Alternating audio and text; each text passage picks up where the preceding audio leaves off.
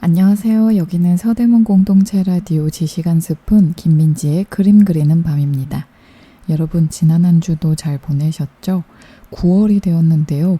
9월 날씨가 이렇게 더웠던 적이 있었나요? 이번 주에 폭염이 기승을 부려서 정말 저는 깜짝 놀랐는데요. 여러분들도 이제 좀 시원해지나 싶었더니 다시 더워진 날씨 때문에 깜짝 놀라셨죠? 2008년 폭염특보제가 도입된 이후에 서울에 9월 폭염경보가 발령된 시기는 이번이 처음이라고 해요. 서울 폭염경보는 지난 8일 내려진 폭염주의보가 격상된 건데요. 9월 폭염주의보 발령도 굉장히 드문 일인데 서울에 사상 처음으로 9월 폭염주의보가 처음 내려진 해가 작년입니다. 폭염경보는 일 최고 체감온도가 35도 이상인 상황이, 폭염주의보는 33도 이상인 상황이 이틀 이상 지속할 것으로 예상될 때 내려지죠. 어제는 강원도 정선의 기온이 37.1도까지 올랐고요. 서울은 최고 기온이 33.9도로 9월 기온 중 관측 이래 5번째로 높았습니다. 기상청은 오늘 오후까지 매우 무덥다가 오늘 저녁부터 기온이 낮아지면서 폭염특보가 해제되거나 경보가 주의보로 낮아질 것으로 예상한다고 했는데요. 제발 우리 방송이 끝날 때쯤에는 다시 시원한 9월 가을 날씨가 찾아왔으면 좋겠네요. 저번 주에 정말 서늘한 날씨 때문에 정말 9월 가을 너무 반갑다 이랬는데 어쩌면 이번 주에 이렇게 더울 수 있는지, 내년 여름은 얼마나 더우려고 이러는 걸까요? 또 이번 겨울은 얼마나 추울지 정말 걱정이 됩니다. 여름은 무더워지고 겨울은 너무 추워지고 지구가 이제 나 너무 아파 그만 좀 괴롭혀 라고 말하는 것 같은데 우리 모두 작은 실천하기 잊지 않으셨죠? 저는 요즘 되도록이면 일회용품 사용을 줄이고 다회용품을 쓰려고 하는데요. 그리고 재활용은 똑바로 씻어서 분리해서 버립니다. 음식물 쓰레기는 최대한 배출하지 않으려고 딱 먹을 만큼만 사고 먹을 만큼만 요리하고 있습니다. 여러분들도 이 작은 실천 모두 동참해 주실 거죠? 더운 9월의 날씨로 좀 정신없었지만 오늘도 힘차고 재미있게 그림 이야기 시작하도록 할게요. 저희는 첫 번째 곡 듣고 와서 다시 만나볼게요. 오늘 들어보실 첫 번째 곡은요. 플레이브의 Way for Love입니다.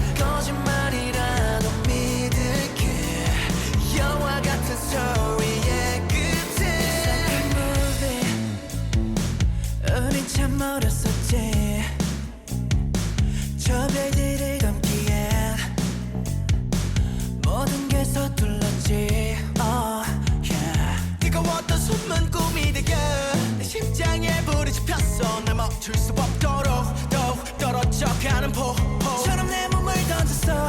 그 속에 피어난 flower 어느새 눈이 지고 있어. 그곳으로 Moonlight 끝이 없는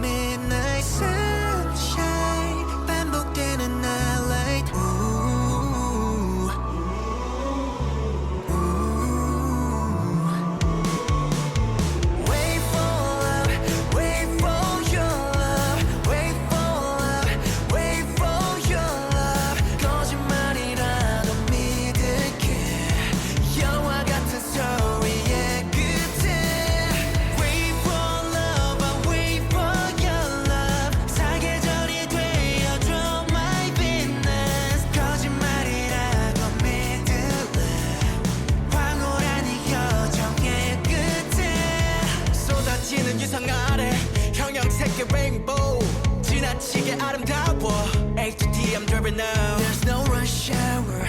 Let's go out for her. Imagine we smile at the same time. Moonlight, 끝이 없는 midnight sunshine. 반복되는 highlight.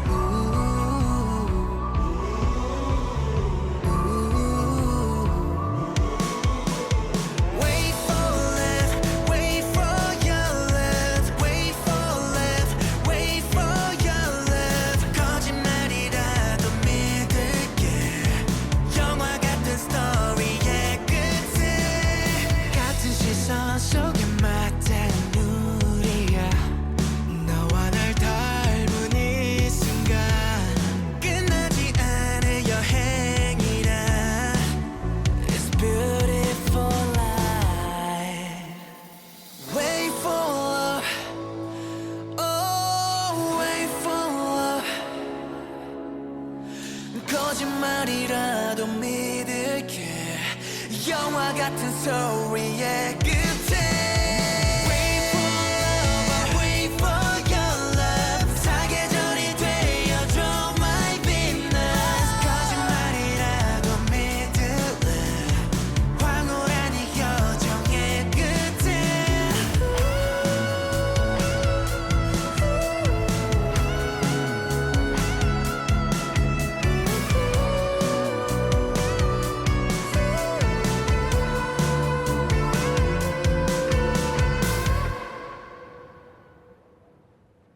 여기는 서대문 공동체 라디오 지시간 스푼 김민지의 그림 그리는 밤입니다. 방금 듣고 오신 곡은요. 플레이브의 Wait for Love입니다. 자, 오늘 제가 준비한 그림 이야기는 과연 어떤 걸까요? 짐작하시는 분들도 계실 텐데요. 지난주에 마무리를 못했던 주제였죠. 바로 디에고 벨라스케스의 이야기를 이어서 해보도록 하겠습니다. 지난주 방송을 못 들으신 분들도 계시기 때문에요. 벨라스케스에 대해서 간단히 알아보고 그의 작품 활동에 대해서 간략히 알아보고 넘어갈게요. 벨라스케스는요. 스페인 바로크를 대표하는 17세기 유럽 회화의 중심적인 인물이었습니다. 그는 빛과 색이라는 순수하게 회화적인 요소를 중심으로 그리는 방법 자체를 혁신해서 18세기의 고야, 19세기 마네와 인상주의 화가, 20세기의 피카소, 달리, 프란시스 베이컨과 미셸 푸코에 이르는 미술사 안팎의 수많은 인물들에게 강력한 영향과 영감을 준 화가 중의 화가입니다. 벨라스케스가 태어났을 때의 스페인은 16세기 내내 번창했던 황금시대의 끝자락이었죠. 15세기 말의 신대륙 발견으로 스페인 제국에는 엄청난 부가 쌓이고 인구가 늘어났고요.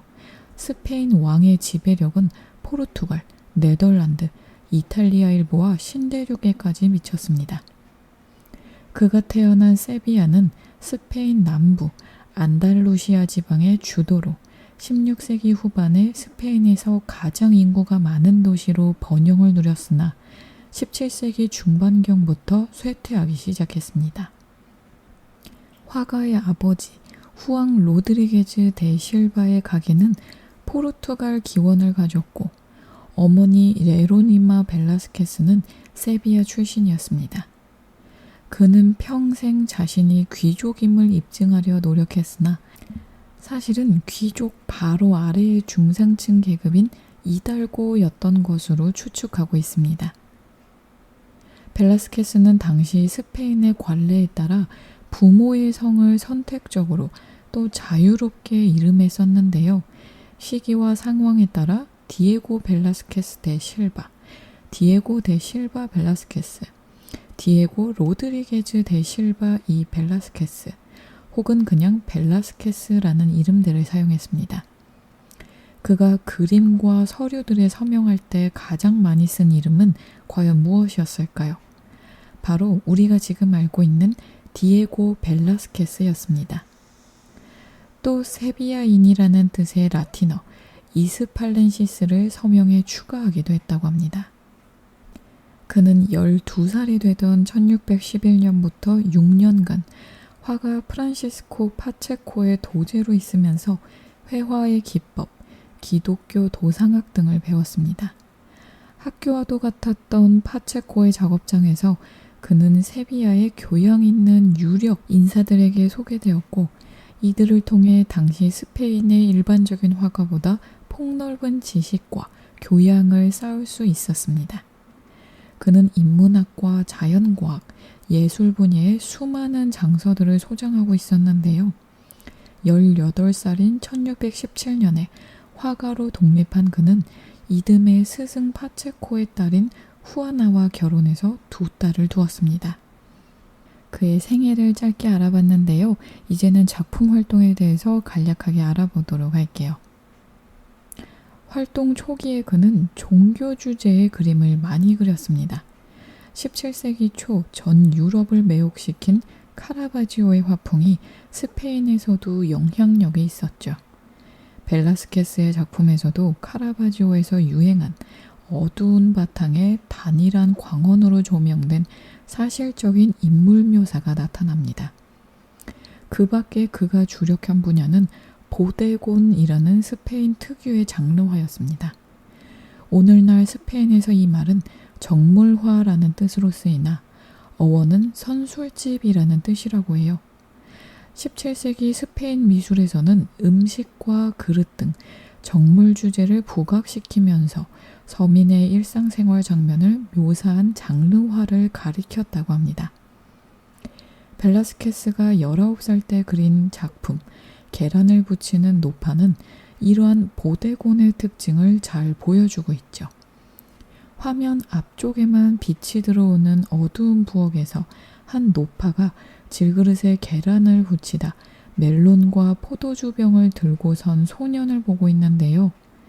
일찍부터 마스터한 그의 숙달된 기법은 조명과 구성뿐 아니라 질그릇, 유약 바른 도자기, 금속 절구, 바구니, 투병한 유리병 등 다양한 재료의 연기 표면을 완벽하게 표현하는 데서 잘 드러났습니다. 그의 특기인 초상화에 대한 관심도 보이죠. 많은 장르화들과 달리 벨라스케스는 서민들을 조롱거리로 삼거나 그 특징을 과장하지 않았죠. 이 그림의 노파처럼 초라한 공간에서 소박한 옷을 걸치고 있더라도 그의 인물들은 나름의 위엄과 격조를 유지하고 있었습니다. 그의 시선은 감상적인 미화와도 거리가 먼 냉정한 관찰자, 바로 화가의 눈이었고 이런 태도는 말년까지 이어지게 되었습니다. 저희는 여기서 노래 한 곡 듣고 다시 만날게요. 이번에 들어보실 곡은요. 스탠딩 에그의 오래된 노래입니다.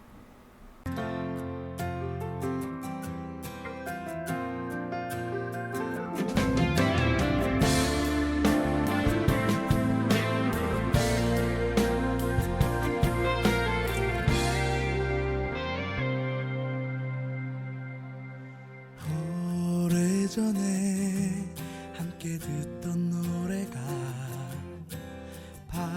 발걸음을 다시 멈춰서게 이 거리에서 너를 느낄 수 있어 널 이곳에서 꼭 다시 만날 것 같아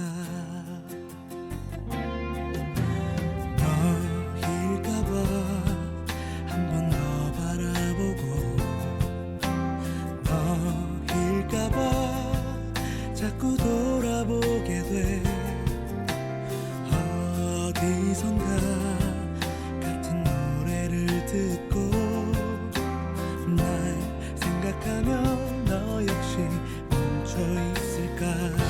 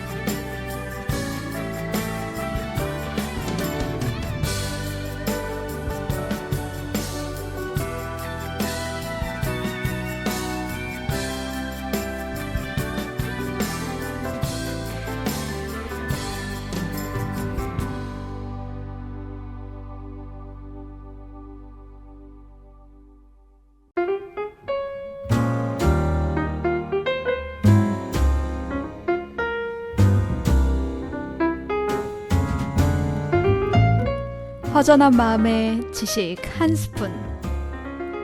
그림과 책, 인문학과 인도 이야기, 그리고 마음 나누는 대화법까지. 지식 한 스푼의 풍성한 주제로 오늘도 지식 충전하세요.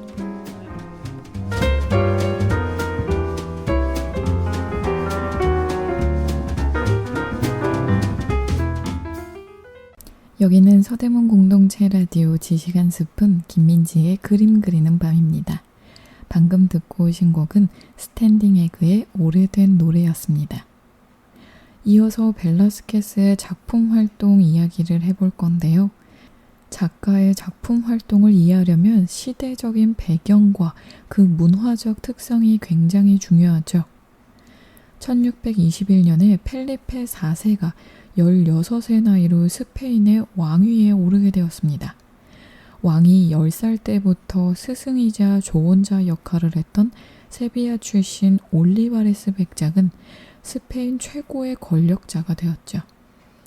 많은 세비야 지식인들이 공직을 얻고도 마드리드를 향했고 1622년에 벨라스케스도 스승의 권유로 마드리드에 가서 백작을 만나 초상화가로서 이름을 알리기 시작했습니다.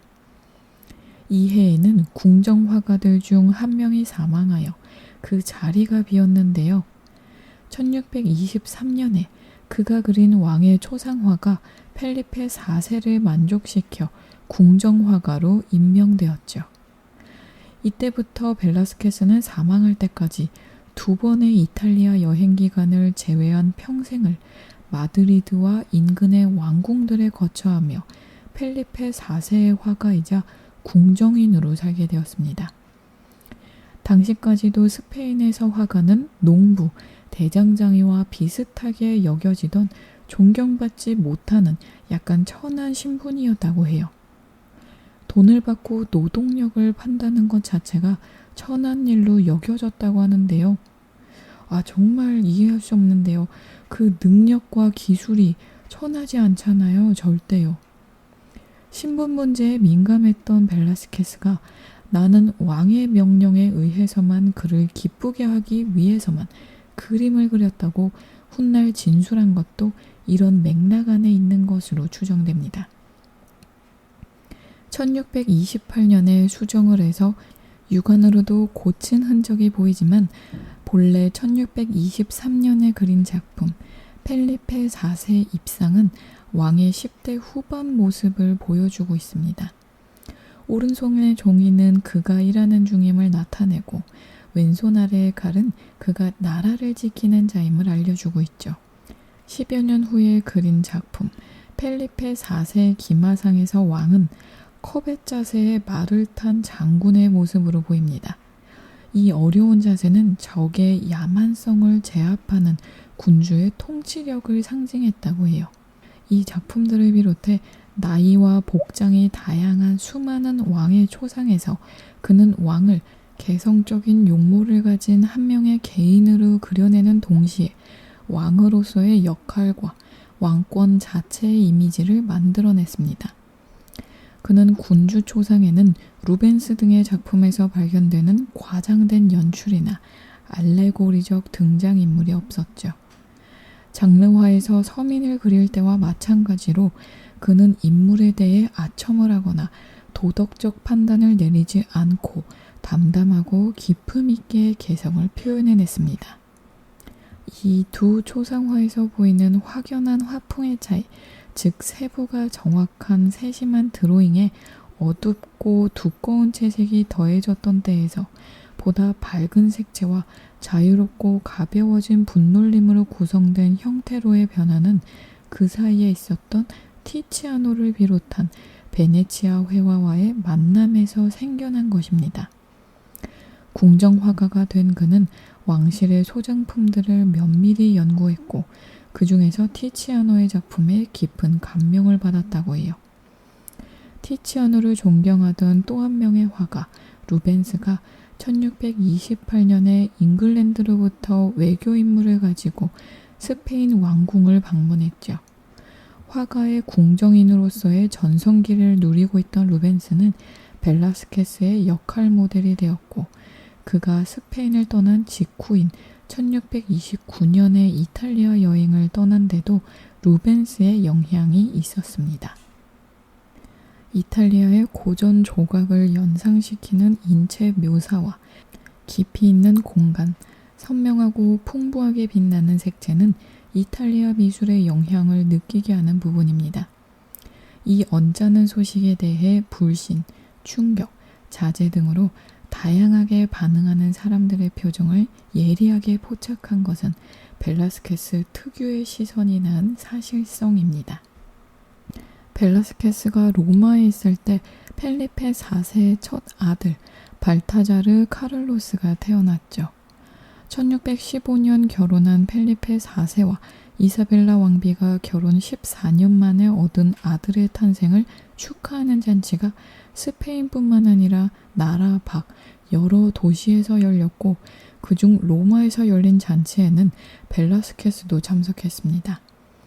귀국한 그의 첫 번째 임무는 이 왕자의 초상을 그리는 것이었죠. 작품 난쟁이와 함께 있는 발타자르 카를로스 왕자에는 생후 16개월 된 왕자가 금실 수가 놓인 예식용 의복과 지휘봉, 칼, 어깨띠, 금속 목가리개 등 그가 미래의 군 통치자라는 것을 나타내는 소도구들을 착용하고 서 있습니다. 왕자 앞에는 지나가는 사람이 사진 안에 잘못 들어간 것처럼 난쟁이 소녀가 있는데요. 이 소녀는 왕홀과 보주를 연상시키는 딸랑이와 사과를 들고 있습니다. 왕실의 초상화에서 함께 그려진 난쟁이는 주인공을 돋보이게 하는 역할을 해왔다고 해요. 기형적인 비례의 난쟁이는 이와 대조되는 왕족의 품위 있는 외모와 고귀한 혈통을 두드러지게 하는 장치였다고 합니다. 저희는 여기서 잠깐 쉬고 노래 한 곡 듣고 다시 만나서 왕궁에서의 광대와 난쟁이의 역할에 대해서 더 알아보도록 할게요. 이번에 들어보실 노래는요, 지코의 아무노리입니다.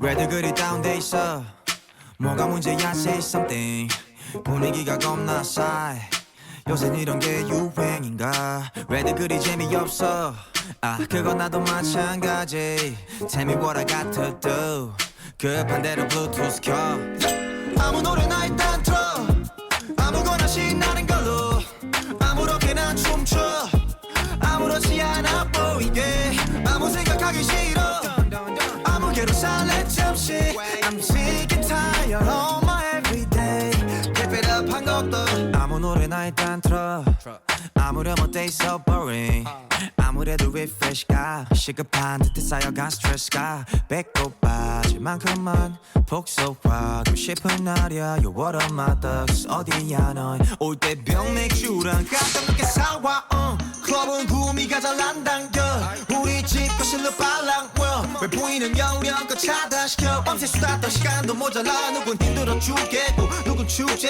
괜히 싱숭생숭 I want my douche back 좀 전까지 먹자지 하다 한 명 두 명씩 자리 왜들 그리 다운돼 있어 뭐가 문제야 say something 분위기가 겁나 싸해 요샌 이런 게 유행인가 왜들 그리 재미없어 아 그건 나도 마찬가지 Tell me what I got to do 급한 대로 블루투스 켜 아무 노래나 일단 틀어 아무거나 신나는 걸로 아무렇게나 춤춰 아무렇지 않아 보이게 아무 생각하기 싫어 아무개로 살래 잠시 I'm sick and tired of my everyday Keep it up 한 곡 더 떠나지 못할 바엔 창밖은 쳐다도 안 봐 회가닥에서 주태를 부려도 No worries at all 이미지 왜 챙겨 그래봤자 우리끼린데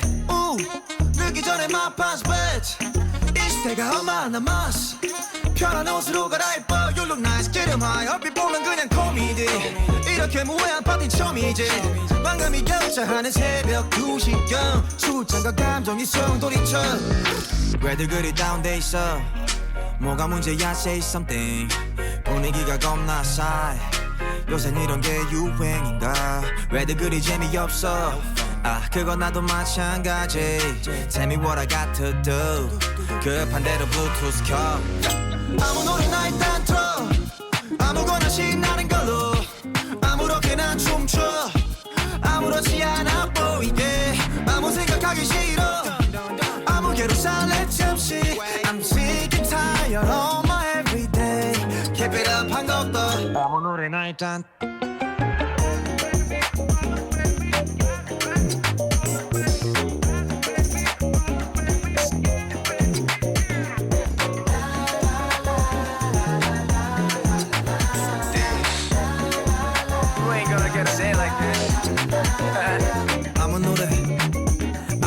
아무 노래나 틀어봐 아무 노래나 틀어봐 yeah. 아무 노래나 틀어봐 아무 노래나 KOZ 여기는 서대문 공동체 라디오 지시간 숲은 김민지의 그림 그리는 밤입니다. 방금 듣고 오신 곡은 지코의 아무 노래였습니다. 이 당시 궁정에서 광대와 난쟁이는 중요한 역할을 했다고 했잖아요. 이들은 궁정에 살면서 엄격한 예법대로 살아가는 왕의 지루함을 덜어주는 임무를 맡았다고 합니다. 궁정 광대는 농담과 익살 속에 진실을 담아 왕에게 전달하던 궁정의 하인 중 일부로 급료로 보면 사회적 지위가 그리 낮지 않았다고 합니다. 반면에 난쟁이는 살아있는 장난감 취급을 받았고 애완동물 같은 구경거리였다고 해요. 난쟁이는 어린 왕자와 공주가 잘 못했을 때 매를 대신 맞아주는 시동 역할도 했다고 합니다. 벨라스케스의 그림은 이런 잔인한 차별을 그대로 수용하는 듯이 보입니다. 보다 정교하고 밝게 그려진 왕자의 모습에 비해 난쟁이는 사진의 초점이 안 맞는 대상처럼 더 거친 붓질로 묘사되어 확실한 대조를 보이고 있죠. 그러나 소녀의 표정, 그늘진 얼굴에 어린 우울한 분위기는 그에게 시선을 멈추게 하고 그의 인격에 대해 생각해 보게 합니다. 또 하나의 궁정 낭쟁이 그림인 작품 바닥에 앉은 난쟁이는 모델은 강렬한 눈빛으로 자신이 성격과 생각을 가진 한 명의 인간이라는 말을 하고 있는 듯 보입니다. 벨라스케스는 이러한 의미를 전달하기 위해 알레고리적 소도구들을 사용하지 않았습니다.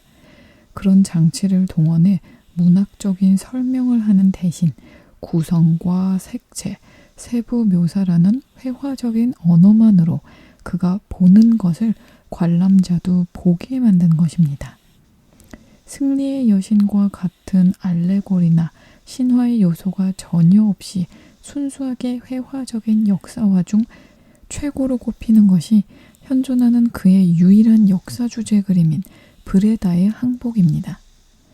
당시 새로 지어진 왕궁 부엔 레티로의 알현실에 걸릴 12점의 전쟁 주제 그림 중 하나였던 이 그림은 가까운 과거인 1625년에 있었던 전투를 소재로 하고 있죠. 16세기 말에 북부 네덜란드가 스페인의 지배에서 독립한 이래 남부 네덜란드와 접경 지역에서는 소규모 전투가 빈발했다고 합니다. 그중 한 도시인 브레다는 펠리페 4세가 보낸 스피놀라 장군에게 함락되었고 벨라스케스는 이 전투 후 패한 도시의 지휘관 나사우가 스페인의 장군에게 도시의 열쇠를 건네는 장면을 화폭에 담았습니다. 아직도 포연이 날리는 전장을 배경으로 화면 오른쪽 정연하게 늘어선 창들 아래에 있는 것이 승리한 스페인 군대입니다. 이 창들의 강렬한 인상 때문에 이 그림에는 창들이라는 별명이 붙었죠.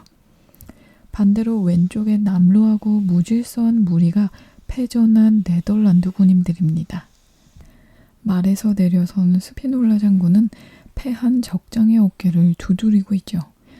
이는 스페인군의 힘뿐 아니라 기사도적인 관용의 미덕까지 보여주는 구성입니다.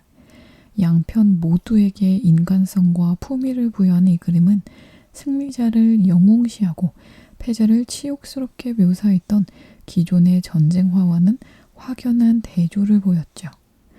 또 투명한 대기의 묘사와 주제를 돋보이게 하는 구성, 색조의 배치와 같은 형식미에서도 원숙한 기령이 느껴집니다. 정말 이 당시 전쟁화를 보면요, 처참하게 패배한 적군들을 아주 잔인하고 적나라하게 표현한 그림들이 많았는데요. 이것을 보면은 그런 것도 없고 기사도적인 모습도 굉장히 강조된 것 같습니다. 또 벨라스케스의 작품 이솝은 왕의 사냥별장인 토레데라 파라다를 장식하기 위해 그려진 고대 인물 주제 연작 중의 하나입니다. 이솝은 노예였던 신분을 나타내는 외모인 짧은 머리에 수염이 없는 모습이죠. 좁은 이마, 낮은 코, 작은 눈, 튀어나온 입은 추남이었다는 전설에 부합합니다. 주름이 많고 지쳐 보이기까지 하는 이 인물은 자신이 쓴 우화를 오른손에 든 채 인생의 모든 굴곡을 아는 숱한 환멸을 겪은 이의 시선으로 화면 밖의 관람자를 향하고 있는 듯 보입니다. 비슷한 구도로 그려진 작품 광대 파블로 데 바야돌리드에서도 이런 추한 외모 가운데서 빛나는 눈빛을 발견할 수 있습니다. 이것은 그의 초기작의 인물들에서 발견되는 소박한 위엄과 종류가 같은 인격의 표현이죠. 연설이라도 하는 듯한 자세를 취하고 있는 바야돌리드 그림에는 구체적인 배경이 없습니다. 인물 뒤로 벽도, 바닥도 보이지 않고 빛과 그림자만으로 공간이 암시되고 있을 뿐이죠. 색채도 검정색, 이후 스페인의 검정이 되는 벨라스케스가 다른 어떤 화가보다 아름답고 다채롭고 격조 있게 사용했던 그 검정색 한 가지뿐입니다. 이 작품에 매혹된 마네는 비슷한 구도로 피리 부는 소년 등의 작품을 남겼습니다. 예술가의 성취가 과거의 정점이 아니라 미래의 선취라는 의미를 가질 때 전위적이라는 말을 쓰죠. 실제로 이 말이 나온 것은 19세기이고 미술사에서 전위적인 작가의 가장 빠른 예도 쿠르베 정도까지는 내려가야 하지만 벨라스케스는 이런 역사와 상관없이 전위적인 미술가의 한 면모를 보여주었습니다. 전위미술의 쿠르베 이후 다다, 신직물주의, 미래파 등 기존 체제를 거부하고 세상을 바꾸려고 했던 한 흐름이 있었다면 반대로 현실에서 거리를 두고 시각 언어의 본질을 숙고하고 이에 혁신을 추구한 흐름이 있는데 보통 마네, 추상미술로 이어지는 이 흐름의 연원이 되는 태도가 바로 벨라스케스에서 발견되는 것입니다. 저희는 여기서 잠깐 쉬고 노래 한 곡 듣고 다시 만나도록 할게요. 이번에 들어보실 곡은요, 임영웅의 온기입니다.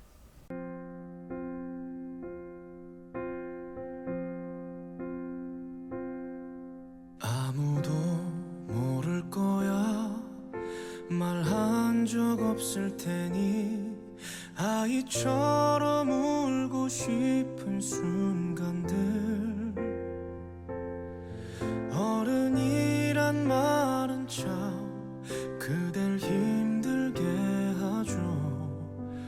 더 외롭게 만들어 힘겨운 걸음으로 먼 길을 걸었는데 가고 싶은 곳은 어디였나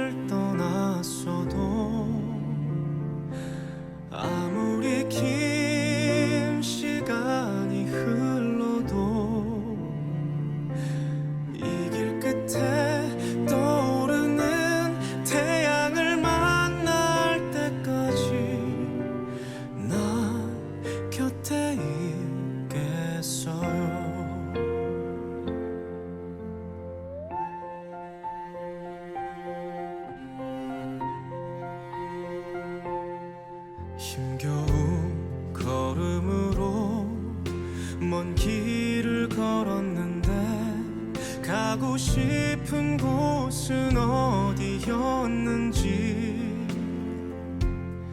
세상이 지독하게 그댈 혼자 둘 때엔 단 하나만 기억해요. 아무리 먼 길을 떠났어도 아무리 긴 시간이 흘러도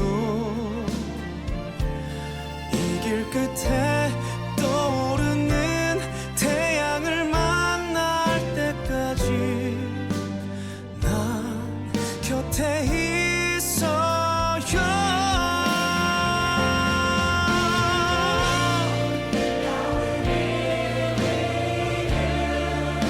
혼자인 것 같아. 그 어둠 속에 단 한 번의 용기, 단 한 사람의 온기, 그 작은 시작이 돼줄 수 있어.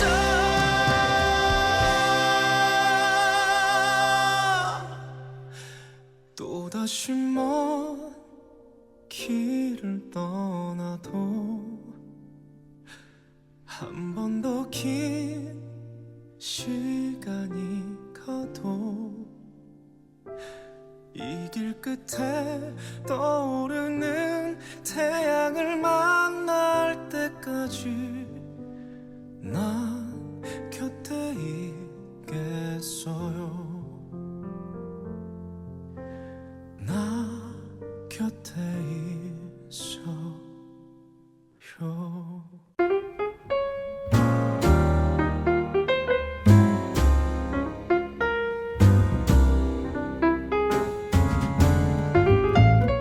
허전한 마음에 지식 한 스푼. 그림과 책, 인문학과 인도 이야기, 그리고 마음 나누는 대화법까지 지식 한 스푼의 풍성한 주제로 오늘도 지식 충전하세요.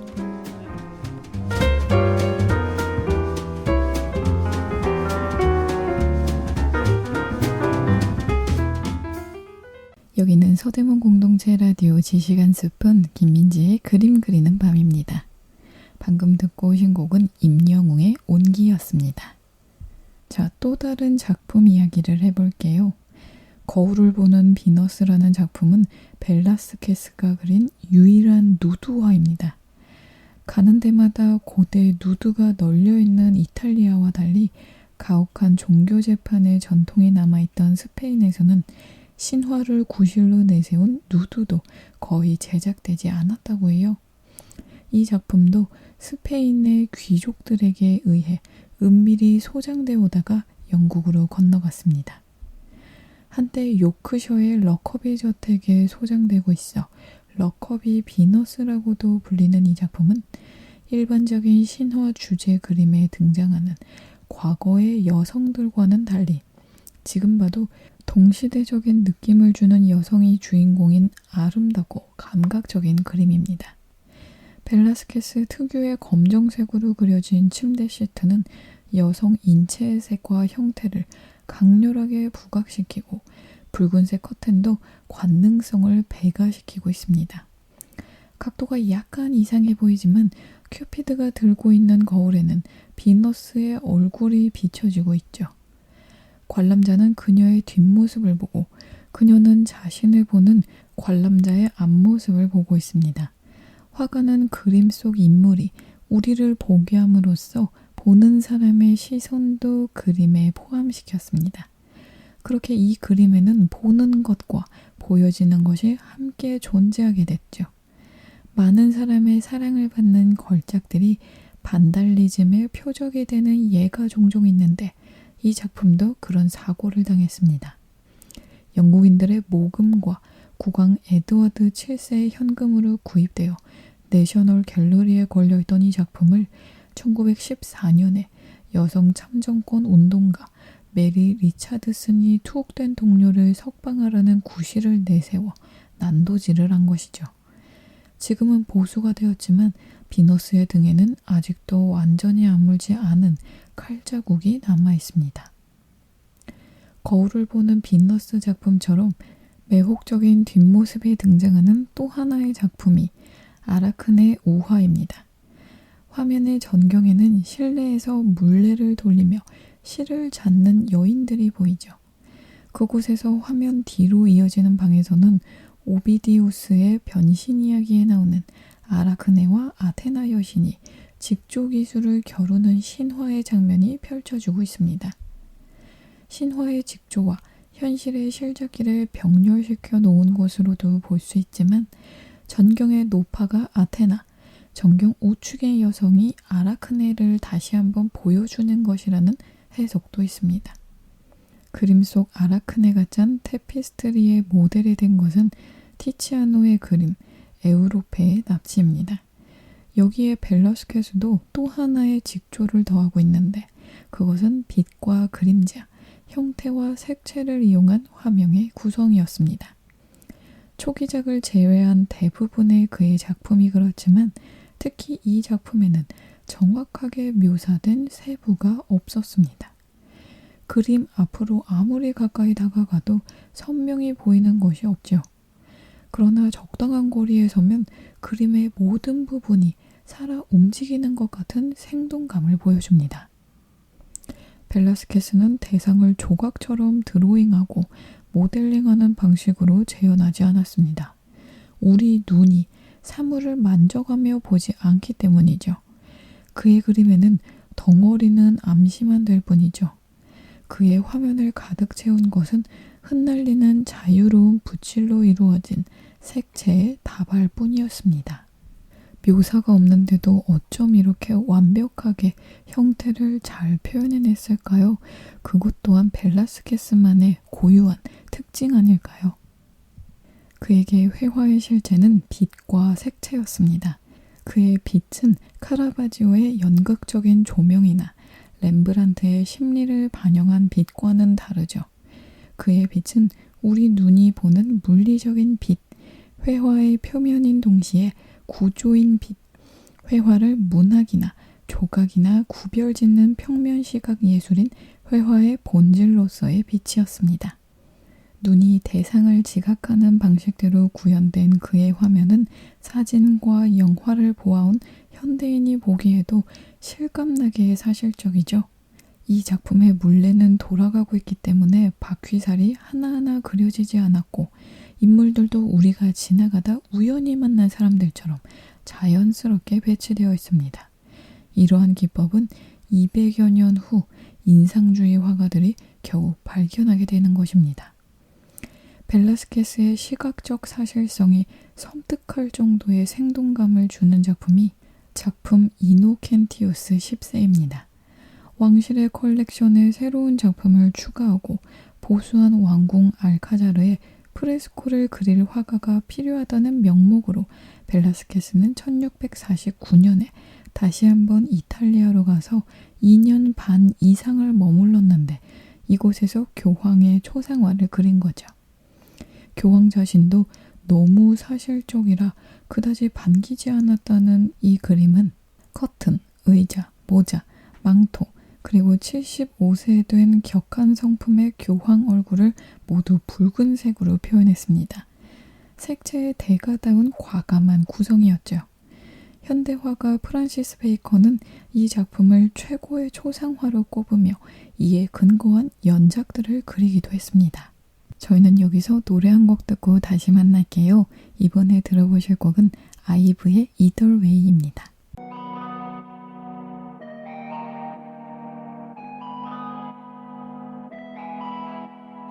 누가 내 말투가 재수없대 잘난 척만 한대 또 누구는 내가 너무 착하대 바보 같을 정도래 가끔은 이해조차 안 되는 시선들 억울하기도 하지만 오해가 만든 수많은 나와 얘기해 우리 모두 다 나야 Either way I'm good 전부 좋다고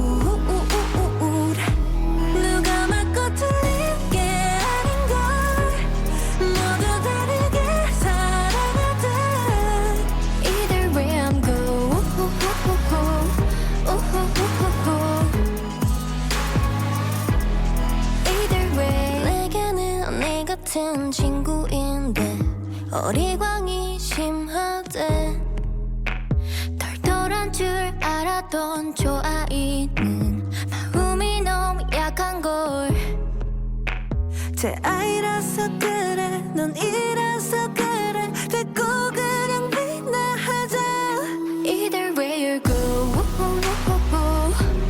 전부 좋다고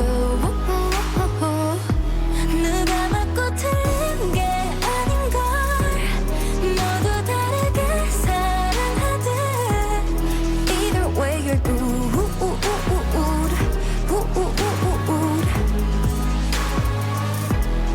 Either way I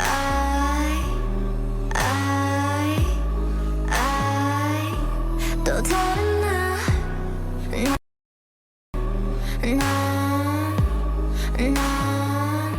누가 맞고 틀린 게 아닌걸 모두 다르게 살아가듯 전부 좋다고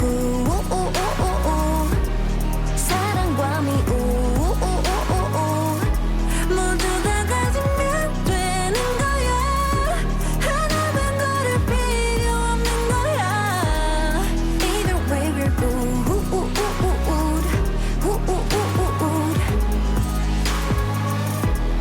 웃어주자구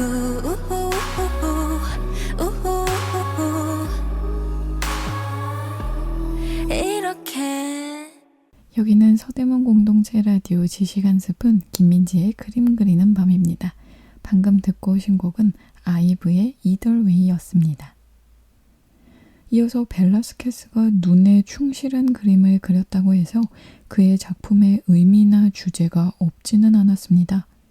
그는 의미나 주제도 알레고리나 상징과 같은 문화적인 방법을 동원하지 않고 철저히 시각적인 방식으로만 전달했죠. 이런 특징을 가장 잘 보여주는 작품이자 그의 최고의 걸작이 벨라스케스와 왕의 가족, 즉 시녀들이라는 작품입니다.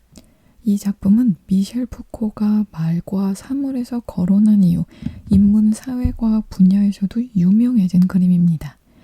이 작품의 매력은 그렇게 각 분야에서 다양한 해석이 가능한데 그 의미를 만족할 만큼 명쾌하게 해석하는 것은 불가능하고 볼 때마다 새로운 방식으로 보게 만든다는 점이 굉장히 독특합니다. 화면에는 이 그림의 실제 크기와 같아 보이는 캔버스를 앞에 둔 화가와 마르가리타 공주, 그녀를 수행하는 두 시녀, 그 시녀의 시중을 드는 중년의 여성과 남성 에스코트, 두 명의 난쟁이와 개, 원경에서 문 밖 계단을 오르고 있는 신사가 보입니다. 이들이 있는 곳은 알카자르 궁전의 한 방으로 본래 발타자르 카를로스 왕자가 쓰다가 그가 1646년에 17의 나이로 사망한 뒤 화가가 작업실로 사용하게 된 곳입니다. 방의 벽에는 큰 그림들이 걸려있고 화면의 가운데 벽에 걸린 거울에는 펠리페 4세 부부의 모습이 비쳐 보이고 있습니다. 이 그림 앞에 서면 누구나 강렬한 인상을 받게 되죠. 그 이유는 그림의 주요한 등장인물들이 모두 나를 보고 있는 것 같기 때문입니다. 내가 그림 속 세계를 구경하고 있는 것이 아니라 그들이 나를, 그림 바깥 세계를 궁금해서 구경하고 있는 것처럼 보이기 때문이죠. 이로써 그림의 앞쪽 공간이 관람자의 공간까지 확대되는 겁니다. 그림 뒤쪽 공간은 중앙 문 밖에 선 신사가 인도하는 쪽으로 깊어지고 있죠. 이 화가 특유의 검정색이 회색, 은색으로 변주되며 격조 있게 구성된 그림 속 공간이 캔버스 면과 수직으로 신비롭고 깊은 공간을 만들어내고 있는 것입니다. 그림 속 인물들이 실제로 보고 있었던 것은 거울에 비친 왕 부부였을 것입니다. 완성된 그림을 개인 집무실에 걸어놓았던 왕은 자연스럽게 모인 듯한 인물들이 자신을 찾아와 보고 있는 느낌을 가졌겠죠. 이로써 왕은 등장인물들의 시선의 대상인 동시에 그림의 주체가 되는 느낌을 갖게 되었을 것입니다. 벨라스케스는 그의 작업실에 방문한 왕의 모습으로 아펠레스의 작업실에 방문한 알렉산더 대왕을 떠올리려 했을지도 모릅니다. 그의 작업실이 여느 화가들과 달리 가구도 없고 빛도 안 들어오는 다락방이 아니라 루벤스와 같은 대가들의 그림으로 장식된 햇빛이 잘 드는 왕궁의 큰 방이라는 점도 부각시키고 싶어 했던 거 아닐까요? 이 그림에 그려진 이미지, 거울 이미지, 실제 이미지 등 서로 다른 층 위의 시각적 리얼리티를 회화적으로 요약해서 보여주고 싶어 했을지도 모릅니다. 이렇게 보면 그림의 진짜 주인공은 회화 자체, 그림을 그리는 화가 자신이죠. 그는 산티아고 기사단의 붉은 십자가를 가슴에 자랑스럽게 단 모습입니다. 이 십자가에는 사연이 많습니다. 바로크 시대의 화가들은 귀족이 되고 싶어 했습니다. 벨라스케스에게 필생의 과제도 바로 귀족으로 인정받는 것이었죠. 그는 자신만을 위해서가 아니라 회화 자체를 위해 귀족이 되고 싶어 했습니다. 벨라스케스는 광대와 마찬가지로 궁정의 하인이나 다름없었던 궁정 화가의 업무 외에 왕실 내에 여러 보직을 거치며 영향력을 넓히고자 했습니다. 그래서 그는 시종과 관리들을 지휘하고 왕의 침대벌을 갈고 궁전의 가구를 배치하고 축제와 행사를 준비하는 등의 잡다한 일들을 떠맡아야 했죠. 교황의 특별 허가까지 받은 1659년 죽기 바로 전해가 되어서야 그는 꿈에 그리던 기사단의 제복을 입을 수 있게 되었고 그 십자가를 그림에 덧그려 넣은 것입니다. 1734년에 왕궁에 큰 화재가 나서 그의 많은 작품들이 소실되거나 심하게 손상되었습니다. 현재 남아있는 벨라스케스의 작품은 회화나 드로잉을 모두 합쳐 130점뿐이 안 남았습니다. 그가 조명받게 된 것은 18세기의 안톤 라파엘 맹스와 같은 이론가가 그를 높이 평가하면서부터였습니다. 자, 오늘 이렇게 길고도 다양한 주제의 작품을 그린 벨라스케스에 대해서 알아봤는데요. 재미있고 유익한 시간 되셨을까요? 저는 다음 주에도 알찬 그림 이야기로 여러분들 찾아뵙도록 하겠습니다. 지금까지 서대문 공동체 라디오 지식한 스푼 김민지의 그림 그리는 밤이었습니다.